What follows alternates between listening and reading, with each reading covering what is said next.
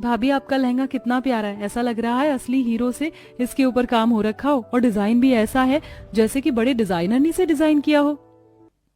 सुरभि, ये सिर्फ ऐसा लग नहीं रहा है बल्कि ऐसा ही है। जानती हो ये लहंगा पूरे 5 लाख का है। 5 लाख? हाँ सुरभि, 5 लाख। मेरे भैया जतिन भैया मुझे शादी की शॉपिंग करवाने गए थे। अब शोरूम जाकर उन्हें कोई और डिजाइन अच्छा ही नहीं लगा। जो सबसे महंगा लहंगा था भैया ने मुझे वही दिलवाया। क्या बात है। और जानती हो सुरभि, सिर्फ ये लहंगा ही नहीं, मेरी मेहंदी भी 1 लाख रुपए में लगी हुई है, और ये मेकअप ये भी पूरे 2 लाख रुपए का है। ही राम, जब आपके भैया ने पैसे लुटाए थे तब मैं ये सोच रही थी कि ये जोश में होश खो रहे हैं, लेकिन मुझे क्या पता था कि इतनी अमीर पार्टी है। अमीर पार्टी? सुरभि, तुम भी ना बड़ी फनी बातें करती हो। वैसे सुरभि, मैंने तुम्हें अपने घर और भैया के बारे में कितना कुछ बता दिया। अब तुम भी बताओगी आखिर तुम्हारे भैया कैसे हैं, क्या पसंद करते हैं? मुझे तो उनके बारे में कुछ भी पता नहीं है। बताती हूँ ना भाभी, मेरे भैया बहुत अच्छे सीधे साधे से इंसान है, और उन्हें ना खाने का बड़ा शौक है। वो अच्छी अच्छी चीजें लाकर खाते भी और खिलाते भी हैं। अच्छा। सुरभि और रीमा दोनों ही एक दूसरे से इसी तरह बातें करने लगी, और बातें करके सुरभि रीमा के कमरे से आ गई, जहां अकेले में वो खुद से ही बोलने लगी। भाभी के भाई कितने काबिल और अमीर हैं। उन्होंने भाभी को कितने नाजों में पाला है। मैं भी अपने लिए ऐसा ही अमीर हमसफर ही चाहती हूँ। कैसा हो अगर भाभी के भैया से मैं शादी कर लूं और भाभी की भाभी बन जाऊं। सुरभि के मन में ऐसे ख्याल जागने लगे। कुछ ही देर बाद सुबह हो गई और आज रीमा की पहली रसोई की रस्म थी, जिसमें उसने विदेशी डेजर्ट टिरामिसू बनाया। भाभी ये क्या है, न खीर है न हलवा। बहू, ये जो भी है देखने से तो अच्छा लग रहा है, लेकिन समझ नहीं आ रहा कि आखिर है क्या। माँ जी, ये टिरामिसू है। टिरामिसू पता है, मैंने इसे खास चाइना में जाकर बनाना सीखा था, और वहीं के सामान से आज मैंने इसे यहाँ बनाया है। खाकर तो बताइए आप सभी को कैसा लगा। रीमा के बोलने पर सभी ने एक एक चम्मच उसका डेजर्ट खाया, जिसको खाते ही अति उत्तम। इसे खाते ही मेरी शुद्ध हिंदी जाग गई। रीमा, मानना पड़ेगा, तुम्हारी बनाई हुई ये डिश तो सुपर हिट है। सही कहा, शानदार। भाभी, एक डिश सीखने के लिए आप चाइना चली गईं, क्या नसीब है। बेटा, अमीरों के लिए सब कुछ आसान होता है। हाँ माँ, सही कहा आपने। वैसे भाभी, मानना पड़ेगा, आपने डेजर्ट तो बहुत ही अच्छा बनाया है। सुरभि भी रीमा की तारीफ करने लगी, लेकिन मन में उसके बस रीमा के मायके वालों की अमीरी ही घूम रही थी।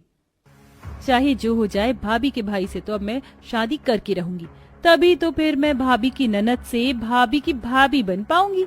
सुरभि ऐसे ही मन सोच सोच कर मौके की ताक में रहने लगी। देखते ही देखते कुछ दिन और गुजर गए, और वो दिन भी आया जब रीमा का पूरा ससुराल उसके मायके जाने वाला था। माँ जी, सभी रेडी हैं तो फिर हम चलें क्या मेरे पगफेरे की रस्म करने? हाँ बहू, बस वो अभी सुरभि नहीं आई है। माँ, मैं भी तैयार हूँ, चलिए चलते हैं। सुरभि, इतना बन ठन कर क्यों जा रही है? बड़ी बड़ी बालियां, ये महंगा सूट। बेटा, तेरी भाभी का पगफेरा है, तेरी सगाई नहीं। ओहो माँ, अब लड़कियां ही नहीं बनेंगी और सवरेंगी तो कौन बनेगा? आप ऐसी बातें मत किया करो, और मैं अच्छी लग रही हूँ, चलो चलते हैं। हाँ माँ जी, ये उम्र तो लड़कियों की बनने संवरने की ही होती है। होने दो ना सुरभि को तैयार। रीमा की भी बात सुनकर फिर यशोदा कुछ नहीं बोली, और वो सभी गाड़ी में बैठकर रीमा के घर आ गए। रीमा के घर की जगह एक बहुत ही बड़ा महल खड़ा हुआ था। आसपास गार्डन में हरियाली थी, और उनके स्वागत में दरवाजे पर नौकर भी थे। हे भगवान, घर नहीं, ये तो महल है महल। मेरे तो भाग खुल जाएंगे अगर मैं यहाँ की बहू बन जाऊं तो। सुरभि, ये मौका तुझे हाथ से नहीं जाने देना है। हे भगवान, ये घर है या महल? यहाँ आकर तो बड़ा अजीब अजीब सा लग रहा है। क्यों अजीब क्यों लग रहा है माँ जी? माँ जी, ये सिर्फ मेरा नहीं, आपका भी घर है। चलिए अब अंदर आइए। रीमा अपनी सास और ननद वगैरह को अपने घर के अंदर ले गई। अंदर से भी घर नौकरों से भरा हुआ बेहद आलीशान था। सुरभि की इस अमीरों को देखकर लार टपक रही थी कि तभी रीमा का भाई जतिन आ गया। अरे अरे, आइए आइए, स्वागत है, बैठिए ना। जतिन के बोलने पर सभी सोफे पर बैठ गए। जतिन भी सोफे पर ही था, और उसके पास सुरभि चिपक कर बैठ गई। अरे सुरभि, तू कहाँ रीमा के भाई में घुसकर बैठ गई है? यहाँ आजा, यहाँ जगह खाली है।